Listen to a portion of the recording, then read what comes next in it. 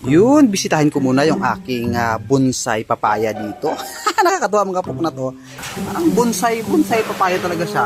Ayan, bibilangin ko ito. Ilang dangka lang ito ha. 1, 2, 3. Ayun, mahigit lang. Tatlot kalahating dangka lang yan na papaya. Pero ayan, may bunga na siya oh ha. Kakaiba dito yung papaya na to. Ayan ang puno niya oh. Galing. Dito siya na tumubo sa mismong bricks ng kanal ha, yung kanal. Bricks ng kanal siya tumubo. Hala, good luck ha, good luck sa'yo ha. Palaki ka ha. Palaki ka. Cute. Kakatuwa naman itong papaya na ito. Yan lang oh. Yan lang siya oh. Bonsai papaya. Tumubo dyan sa gilid ng brick. Brick na gawa sa bricks. Yan. Sana nga lumago pa ito kaso lang